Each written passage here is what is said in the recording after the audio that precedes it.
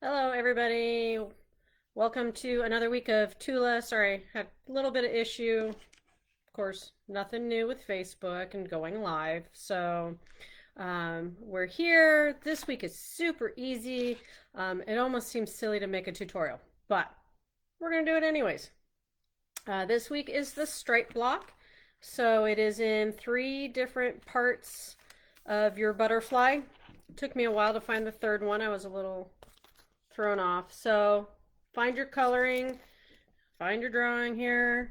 There is the very obvious one that goes down through kind of the middle. There is a wider one that's right in there. There's a little bitty tiny one up here. Took me a while to find that guy. So find your coloring, decide what your fabrics are going to be. Remember, it's kind of all on you and on your choices. You know, you have some blocks already started and going now, so you can kind of lay those out. Look at your fabrics, decide what you think will go with it. Um, I'll show you my long one. This is kind of where I went from a dark blue to almost yellow, kind of a mustardy yellow. And then my little shorty guy, I have just this darker green that goes to kind of a limey green. And then the chunkier one for me is just kind of greens to almost yellows using the cotton candy print, as she calls it, in the yellow. So those were the 3 that I did. Hi guys. Hi Dorothy and Millie. Welcome to Friday sewing. Just simple, easy. I'll show you a couple steps. I know it gets a little boring watching me so I'll try to do it quickly. Turn the iron on and just give you a few little tips, I guess. Nothing too earth-shattering. I mean, you're sewing strips together. That's it. So the most important thing is 1/4 inch seam, keeping your seam nice and straight, even, so that you don't get a wave. You don't want your strata here to have kind of an ocean wave to it. So of course, making sure your cutting is straight is very key. And then your 1/4 inch seam. If you have some directional type fabric or fabric with a print in it, like this guy, you see kind of his little hearts, heart eyes. It's supposed to be a skull. So I'm being mindful of that print and making sure that my eyes, because this strip is going from top to bottom, that my eyes are going the right way. Sometimes little things like that bug me. Sometimes I let it go.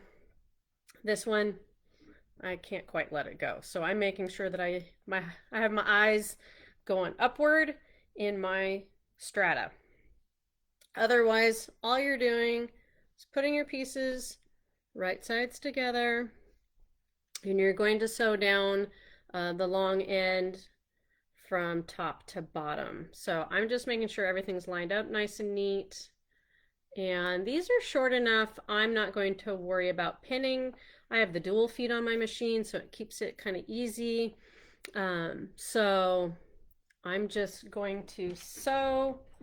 And because I'm a chain piecer, I'll kind of teach you some chain piecing today. So those of you who are new, this might be something you don't know how to do. So the one I'm working on for the demo is this guy. So there's 6 pieces. That's all there is to this guy. So what I'm going to do as chain piecing is I'm going to take the top 2 units, sew them together, the middle 2 units, sew them together, and then the bottom 2 units and sew them together, all in the same chunk, and then cut my thread and press and then put them together. So I'll show you kind of what it looks like. I'll wake up my machine real quick. So I sewed the first one. Here's where a lot of you would stop, press it, and then put the 3rd piece on. We're not going to do that. So pieces number 3 and 4, I'm going to take them right sides together. I have not cut the thread in my machine. Pieces 1 and 2 are still living in my machine. I'm going to do the next one. And then what I'm going to do is take pieces number 5 and 6, Same thing, right sides together. If I care which way my little birdies are going, I'm going to be mindful of that. I don't know that I really care about them as much because they're what we would call a tossed print. They kind of fly every direction in the print. So you won't notice him quite as much as you do the little eyeballs. So taking it to my machine.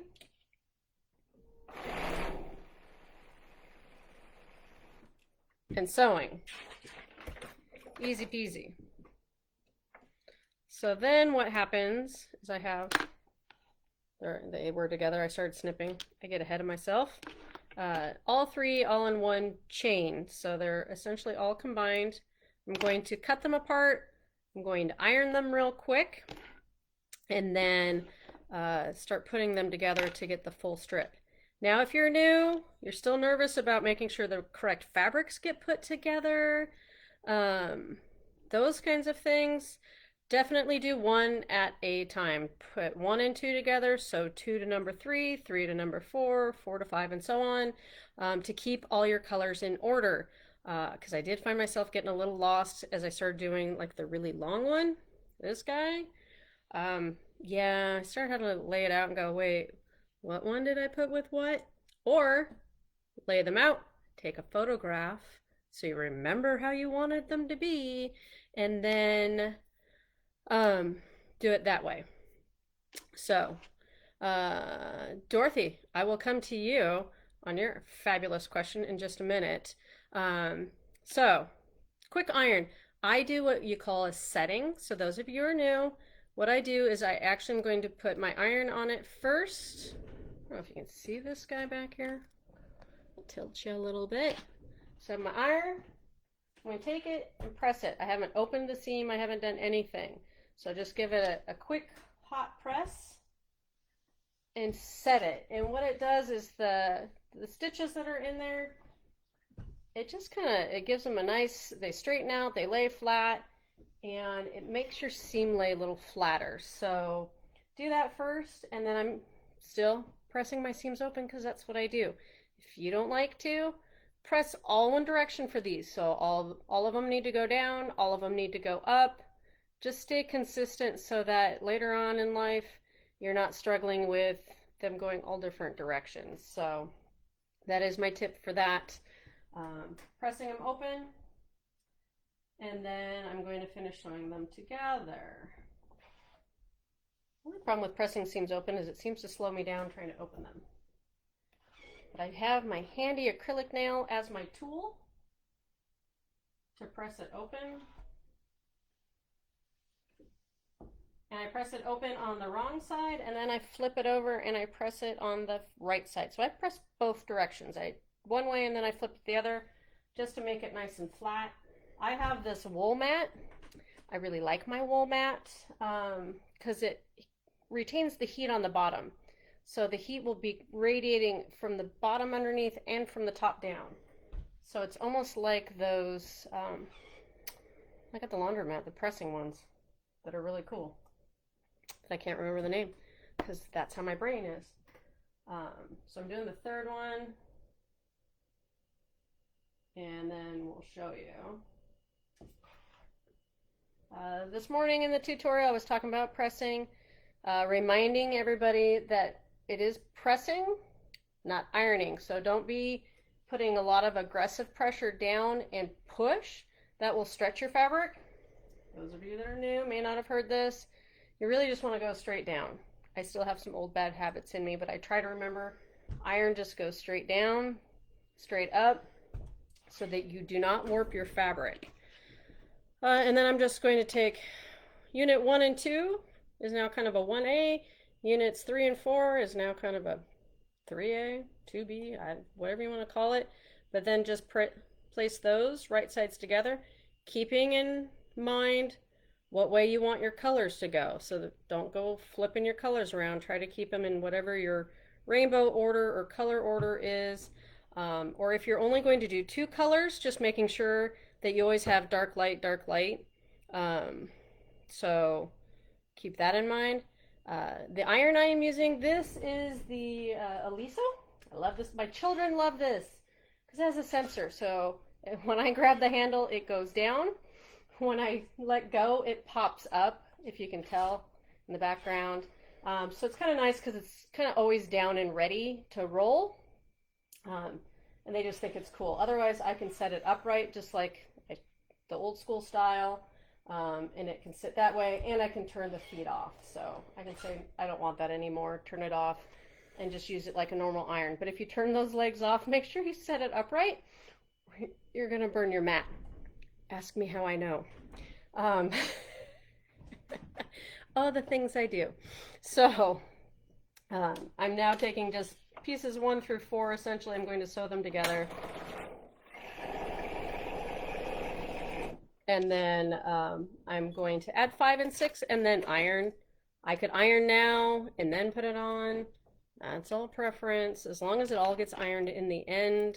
If you're using starch spray, I always starch at the very end just to make it nice and crisp, so it's ready to roll when I go to put it in the quilt. So once again, not really using pins.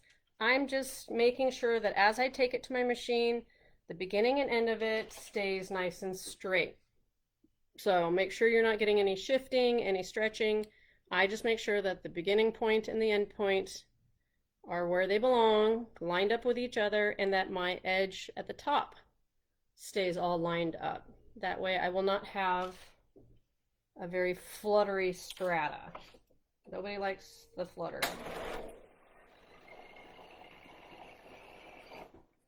Okay, and that's how easy those are. I mean, and the one that's like 4 guys, we're talking easy peasy. So this week, fairly simple.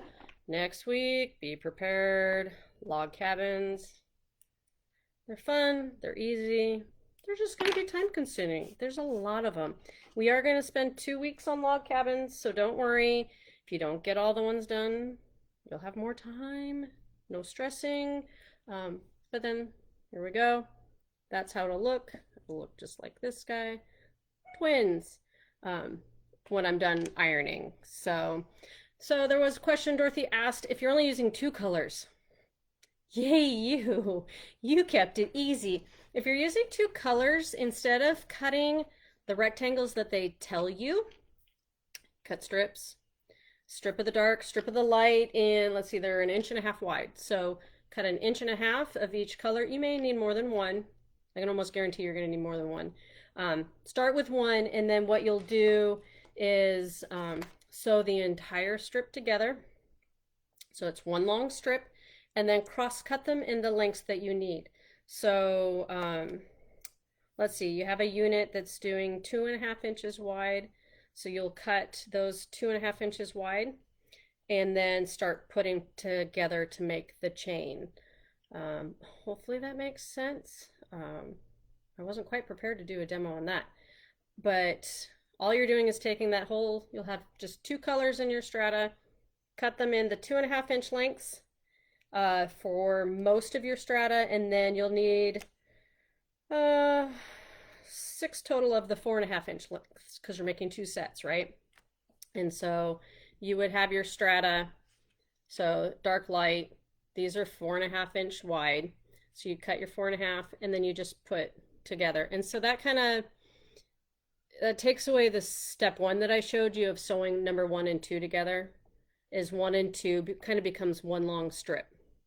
And then you just cut them into the chunks. So then you have 1 and 2 already done. And then you just start putting together however many you need in your strata. So you cut 1, 2, 3, 4, 5, 6 at 4.5.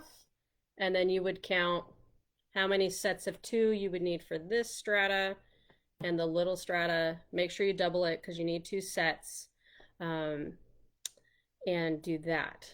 So if that's as clear as mud, I'm not surprised.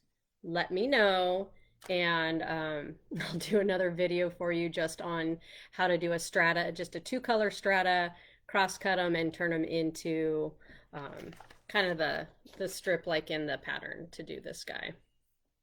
So it just saves you that first step of doing all those rectangles. So if you're using 2 colors, don't do rectangles, just strips. Sew your strips together, cross cut, and then sew all your cross cuts together. So hopefully that makes sense. I will pop into a room if anybody wants to chat. Otherwise, like I say, if you have questions, problems, reach out to me, let me know. Mindy at quiltingmayhem.com or call me at the shop. I'm generally there Monday through Friday. Um, just track me down. I'll help you out. And if you're anybody that asked for a cutting tutorial, I did do one for the Mystery Sew Along. I will try to put a link for it in the Facebook group, or go to YouTube to the Quilting Mayhem channel and find the October mystery cutting tutorial. And that is my tutorial just on basic general cutting, how I cut strips. So if you still are new and need to maybe have some helpful tips on just cutting strips in general, pop over to YouTube and check that tutorial out. And it's just how I do my basic cutting. So hopefully I've covered most of the questions I've had lately, and we'll have a good weekend. Knock that strata out, and then you may want to start looking at the next couple weeks. Start looking at your fabrics for the log cabins, because they're definitely more detailed, more colors involved. So start kind of plotting and planning those out. So next week you'll be ready to sew. All right. Happy stitching, everybody.